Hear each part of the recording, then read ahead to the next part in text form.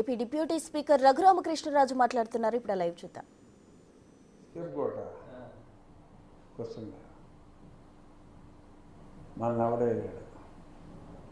Okay, అది కారణాలు కాదు. Thank you. సో త్వరగా సస్పెండ్ అవ్వాలని సునీల్ కుమార్ మీరు కూడా అదైతే మిగిలిన కంటిన్యూస్ మెయిన్ అసలు తర్వాత ఇంకా వెనకాల ఉన్న వాళ్ళు ఎవరున్నారో వస్తారు. సో మరొకసారి మరి ఈ పోరాటంలో మరి గత 4 ఏళ్ళుగా సహకరించిన వారికి, సహకరించాలనుకున్నా సహకరించలేకపోయిన వారికి ధన్యవాదాలు.